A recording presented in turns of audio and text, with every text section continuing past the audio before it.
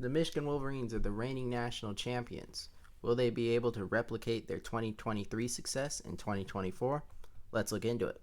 So the strengths of this team, you got to start on defense. This is an elite defense, and in my opinion, the best defense in the country. You've got elite players at all levels of the field. Start up front. The defensive line should be great. Mason Graham and Kenneth Grant, it's pretty much consensusly agreed upon, is going to be the best defensive tackle duo in the country. So interior of the defense, great. And I think Josiah Stewart, very good edge rusher there to help the pass rush. Then in the linebacker core, Jay-Sean Barnum comes in from Maryland. I think he's very good. Ernest Hausman returns, and I think he has a bigger role this year. Also very good. So I think linebacker will be very strong.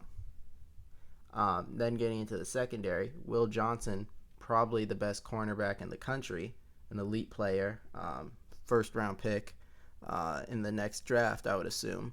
So you've got an elite player there. Maybe there's some questions in the safety and across from Will Johnson, but I think based off camp and how well players are playing there, following Michigan football at all, I think they're going to be pretty I think they'll be okay in the secondary, and I think the defense will be one of the best, if not the best in the country. And then for the other strength, it's the top level talent.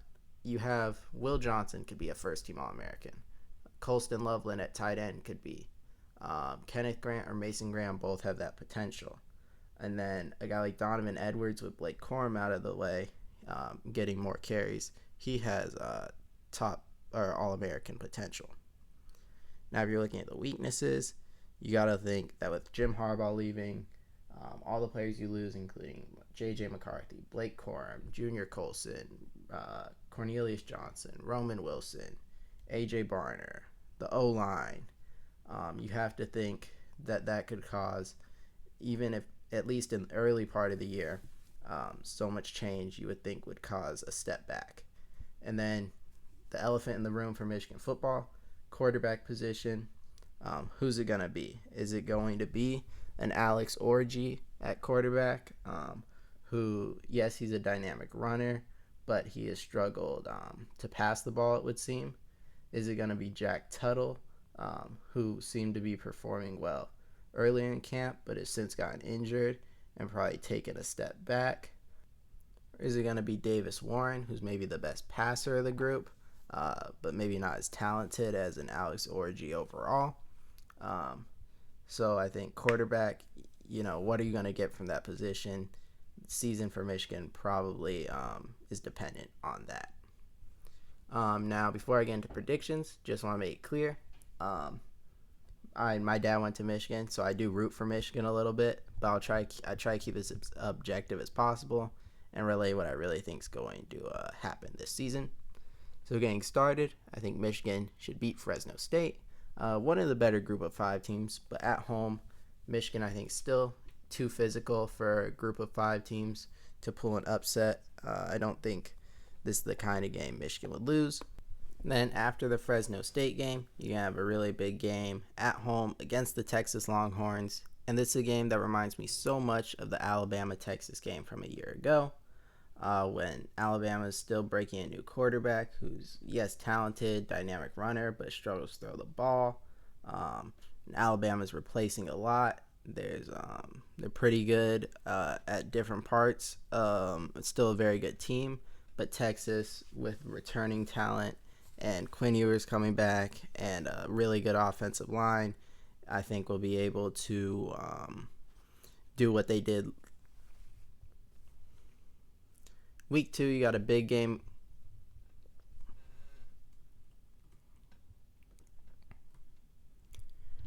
All right, so let's get into the predictions. First off, you got a game at home against Fresno State. I think should be a win. Fresno State's one of the better group of 5 teams, but I think with Michigan's physicality and style of play, they're equipped to beat teams they're better than pretty easily for the most part. So I don't think Fresno State will really cause much of a problem. But in week 2, Texas will clearly cause a problem. I think Texas can be just as physical as Michigan. And this game reminds me a lot of the Alabama game last year, where Texas goes on the road in week 2 against a team that's very talented and will improve throughout the year, but is bringing in a new quarterback and struggles a little bit early in the season. This reminds me a lot of that, and I think Texas will come into Michigan and win. If I were to make the case for Michigan, it would be that Texas isn't as good stopping the run this year, and Michigan can maybe exploit that with Donovan Edwards, Kalel Mullings, but I'm not sure how good Michigan's offensive line will be at the beginning of the year. I think it'll definitely be good by the end of the year, and I think it'll still be good at the start of the year, but to fully just run the ball against Texas, I think it would have to be great early, and I don't know that it'll be that.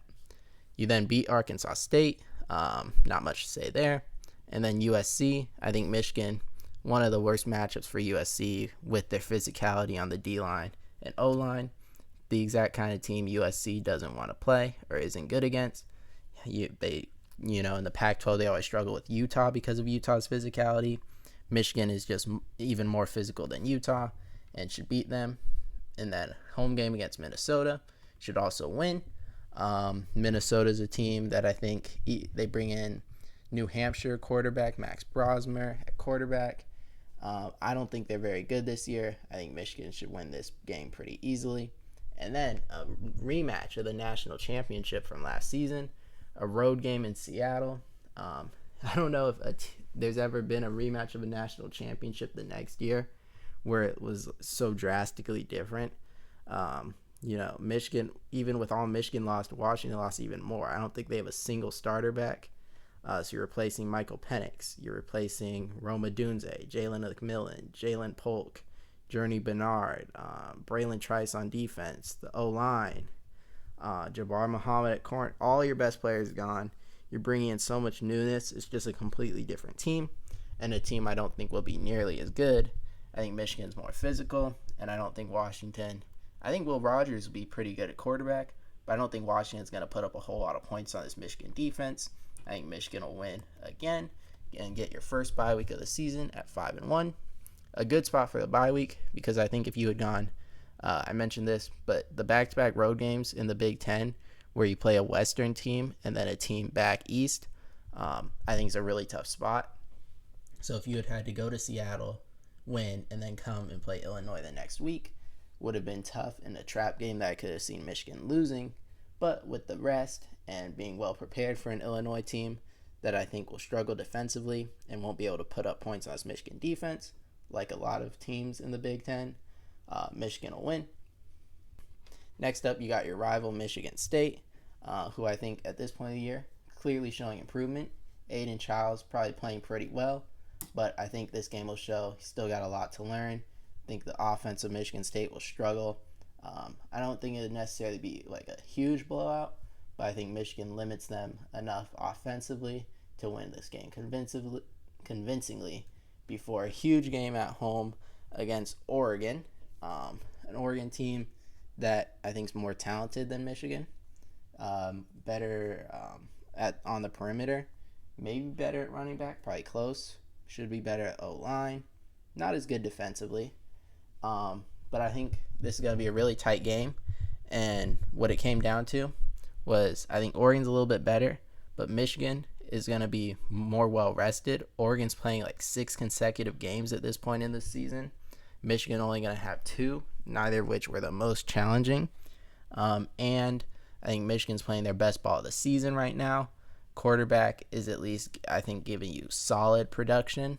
So you're more well-rested, you're at home, and you're playing your best ball of the season. I think it's enough to defeat the Oregon Ducks at home. And now you're feeling good. You go to Indiana, and I think it's a bit of a letdown spot, and it'll be really close. And I think Michigan's just able to escape with a win. I think this will be one of Indiana. I think this will be a game Indiana is like really gets up for. A spot Michigan's coming off an emotional win, classic letdown, and I think Michigan maybe gets away with like a game-winning field goal or it goes to overtime, something like that, where it's just a top team barely escaping. Then you get your final bye week of the season before this final very important 2-game stretch. First, you beat Northwestern at home, a team that was a surprise team last year. Don't think they're as good this year, and Michigan should win before they play the game against the Ohio State Buckeyes. Ohio State, on paper, should win this game. They're better. They're at least even defensively, you would think, and they're better in pretty much every area offensively. And they're at home. But Michigan should be well rested. And this is kind of one of those games where, because what Michigan's proven to me over the last 3 years, where even when it seemed like Ohio State should be able to beat Michigan, Michigan was still the team that found a way to win, consistently more physical, found ways to come out on top. So, like I said, I'm trying to be objective. Maybe my bias seeping in here, but I think with just what I've seen the past few years, I gotta give it to Michigan. They've proven they're able to get wins in this game recently, and I'm gonna pick the Michigan Wolverines to stay atop the Big Ten and go 11-1, head to the Big Ten championship after going undefeated in Big Ten play, and they will be in the college football playoff. All right, guys, thank you for watching this video. If you enjoyed it, feel free to check out my other videos on other teams' season predictions for 2024, as well as my full-length videos for entire conference predictions and playoff predictions coming soon. Thank you guys for watching. Bye.